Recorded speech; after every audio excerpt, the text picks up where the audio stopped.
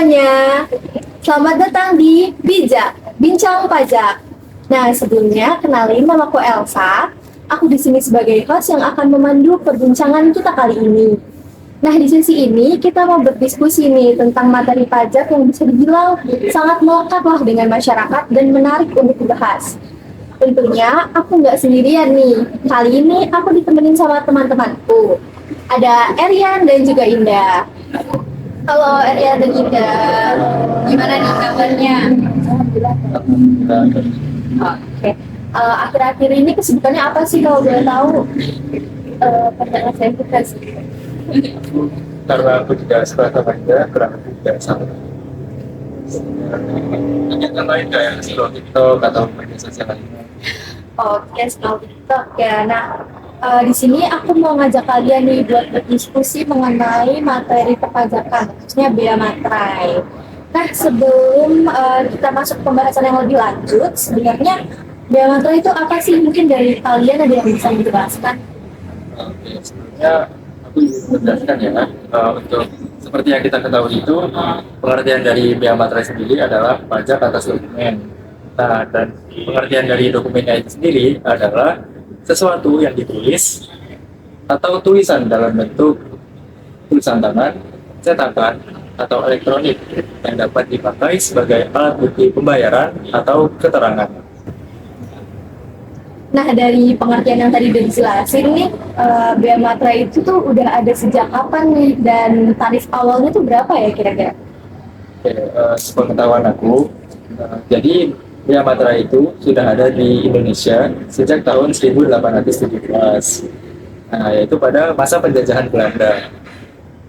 Jadi setelah seiring berkembangnya zaman, muncullah materai dengan tarif 3.000 dan 6.000. Nah, untuk mengetahui perbedaan tarif 3.000 dan 6.000 ini, kita bisa lihat dari nilai dokumen tersebut. Jadi untuk materai 6.000 itu biasanya digunakan pada dokumen yang nilainya lebih dari 1 juta rupiah, seperti surat perjanjian, surat pembuatan tanah, akta notaris, dan lain sebagainya. Sedangkan untuk dokumen yang berada pada rentang lebih dari 250.000 rupiah dan kurang dari 1 juta rupiah, itu akan menggunakan materai dengan tarif 3.000 rupiah.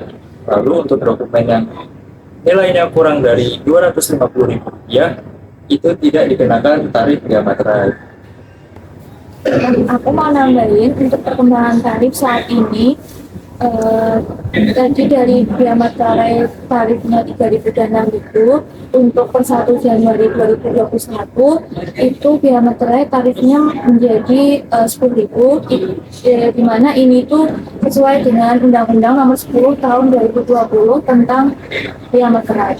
Nah, tadi kan awalnya bea materai itu ada 3.000 dan 6.000 ya, terus ada perkembangan jadi naik menjadi 10.000. Nah, kira-kira kenapa sih tarif bea materai itu bisa naik? Jadi karena ekonomi kita itu semakin maju dan semakin pesat, dimana kita bisa lihat dari PDB atau produk domestik bruto kita itu yang naik 8 kali lipat dari tahun 2008. Oke, berarti karena PDB-nya yang naik terus ya. Terus gimana nih dengan materai lama yang masih beredar pada masa itu? Apakah masih bisa digunakan? Masih bisa digunakan walaupun undang-undang materai yang baru mulai berlaku sejak 1 Januari 2021 itu ada masa transisi selama 1 tahun untuk masyarakat untuk tetap menggunakan materai 3.000 dan 6.000 dengan cara mensejajarkan antara tarif materai 3.000 dengan 6.000, kemudian ada 6.000 tambah 6.000 dan 3.000 tambah 3.000 dan 5.000. Oke, berarti disejajarkan ya pada masa itu. Nah, setelah kita bahas nih dari tadi pengertian, sejarah, juga tarif. Nah, untuk jenis dari bea materai ini apa aja nih kira-kira? Karena kan yang sering kita jumpai ini materai tempel doang kan ya. Mungkin ada jenis materai lain yang bisa teman-teman jelasin gitu. Perkembangan industri apa yang dikatain oleh Elsa, yaitu ada materai tempel. Sebenarnya tidak hanya itu jenisnya. Jadi materai itu ada menurut Undang-Undang Nomor 10 Tahun 2020. Yang pertama ada materai tempel. Nah, materai tempel itu cara pembuatannya dengan cara materai yang direkatkan secara utuh dan tidak rusak di tempat tanda tangan yang akan dibubuhkan. Kemudian membubuhkan tanda tangan di atas kertas dan sebagian di atas materai tempel yang disertai dengan pencantuman tanggal, bulan, dan tahun saat dilakukannya tanda tangan tersebut. Lalu materai tempel ini bisa kita beli di kantor pos, dan saat ini juga ada fotokopi ataupun minimarket yang menyediakan materai tempel. Kemudian jenis yang kedua itu ada materai elektronik. Nah, seiring berkembangnya zaman ini, tentunya orang-orang itu banyak yang menggunakan dokumen secara elektronik, gitu, seperti PDF dan lain sebagainya. Jadi materai elektronik ini itu cara menggunakannya bukan dengan mendownload gambar di internet, ya. Jadi tetapi kita itu harus membelinya lewat website resmi seperti dari online pajak ataupun bisa juga dengan website e-materai. Nah, di website itu nanti kita akan diarahkan bagaimana cara kita membubuhkan biaya materai pada dokumen yang kita pilih, dan juga kita akan diberikan opsi nih bagaimana kita cara membayar dan membelinya. Nah, untuk cara pembubuhan tanda tangannya itu nanti kita membubuhkan tanda tangan di samping biaya materai elektronik tersebut. Lalu ada materai yang terakhir yang sesuai dengan Undang-Undang Nomor 10 Tahun 2020 itu adalah materai dalam bentuk lain. Nah, materai dalam bentuk lain ini itu adalah materai terahan, materai komputerisasi, dan materai percetakan. Oke, jadi ada 3 jenis materai ya, di materai tempel, materai elektronik, dan juga materai dalam bentuk lain. Nah, biasa selanjutnya aku mau nyinggung tadi kan di awal kita tahu kalau materai itu adalah pajak atas dokumen. Nah, dokumen-dokumen seperti apa nih yang dimaksud dari pengertian yang tadi? Mungkin bisa dijelaskan. Nah, untuk dokumen yang dikenakan pajak biaya materai itu atau biasanya kita sebut dengan objek biaya materai itu dibagi menjadi 3. Yang pertama yaitu dokumen yang bersifat perdata dan dokumen yang digunakan sebagai alat bukti di pengadilan. Yang mana dokumen sebagai alat bukti di pengadilan ini biasanya menggunakan pemeteran pembuktian. Untuk dokumen yang bersifat perdata itu contohnya yang pertama itu ada surat pernyataan, surat keterangan, surat perjanjian, atau yang sejenisnya beserta lengkapnya. Yang kedua ada salinan, kutipan, dan gros dari akta notaris. Yang ketiga ada salinan dan kutipan dari akta PPAT atau pejabat pembuat akta tanah. Ada yang keempat, segala bentuk surat berharga dengan bentuk dan nama apapun. Dan ada dokumen yang berkaitan dengan transaksi surat berharga dengan bentuk dan nama apapun, termasuk transaksi kontrak berjangka dan sebagainya sesuai dengan Undang-Undang Nomor 10 Tahun 2020 mengenai biaya materai. Oke, tadi kan sudah dibahas ya mengenai dokumen apa aja yang dikenakan biaya materai. Nah, untuk dokumen yang tidak dikenakan biaya materai itu ada apa aja ya? Nah, untuk dokumen yang tidak dikenakan biaya materai sendiri itu ada banyak jenisnya. Yang pertama ada dokumen yang terkait lalu lintas orang dan barang seperti surat penyimpanan barang dan surat angkutan penumpang. Yang kedua ada segala bentuk ijazah. Yang ketiga ada tanda terima seperti pembayaran gaji, uang tunjangan, pensiun, dan yang lainnya yang berkaitan dengan pekerjaan.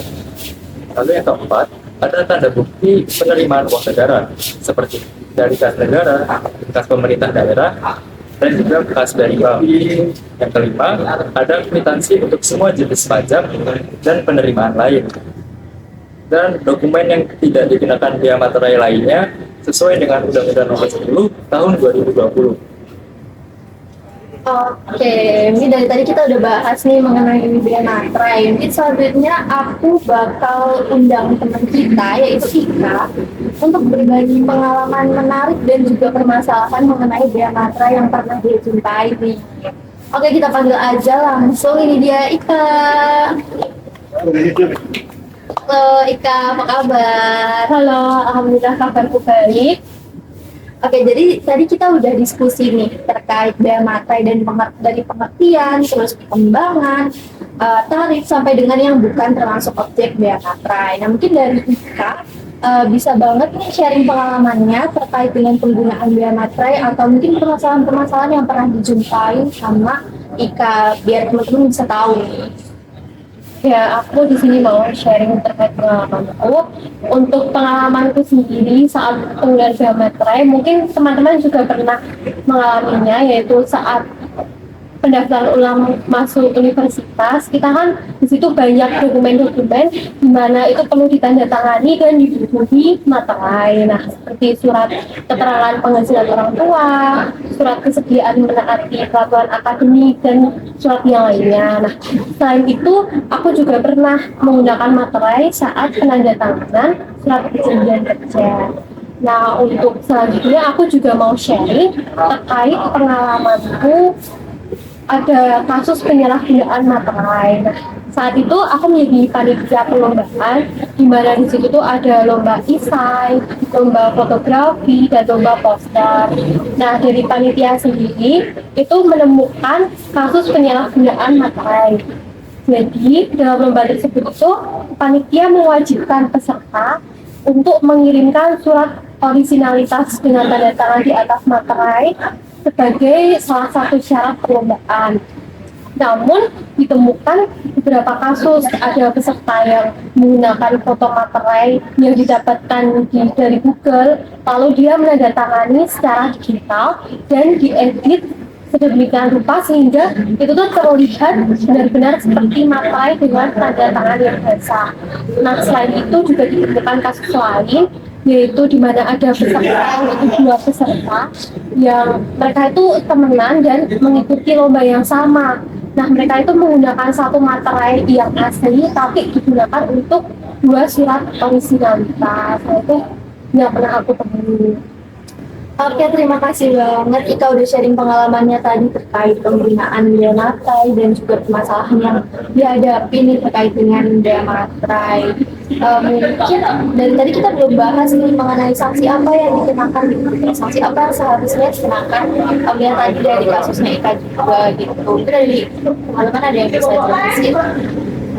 Aku menjelaskan tadi, jadi sekarang aja kalau dari Undang-Undang Bea Materai sendiri itu sudah ada atau sudah diatur mengenai sanksi bagi pihak-pihak yang melanggar ketentuan.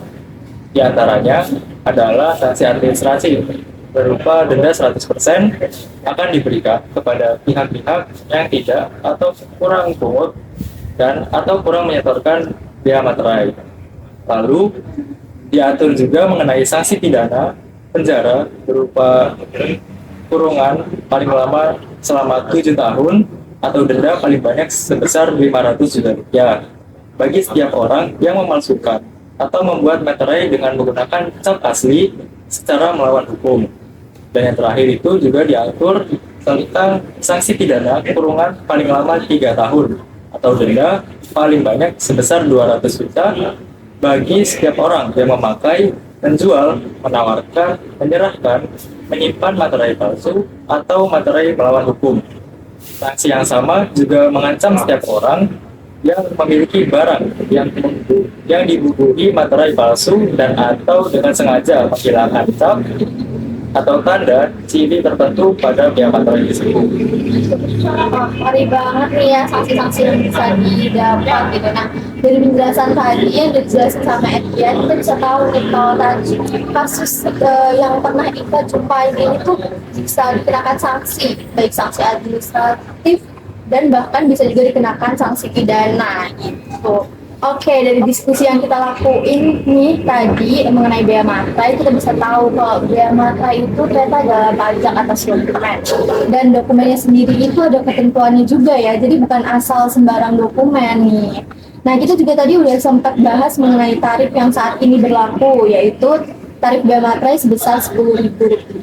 Lalu tadi juga kita udah ada pembahasan kasus yang sudah disampaikan oleh Ika yang lengkap dengan penjelasan mengenai sanksi-sanksinya juga gitu. Nah, maka dari itu kita harus selalu mentaati aturan perpajakan yang berlaku saat ini dan juga kita harus berhati-hati dalam penggunaan bea materai. Nah, sebagai penutup pembahasan kali ini, terima kasih teman-teman sudah menonton sampai akhir. Semoga dengan adanya diskusi kita kali ini bisa menambah wawasan teman-teman semuanya terkait dengan perpajakan khususnya bea materai. Nah, sekian dari aku mungkin, sampai jumpa.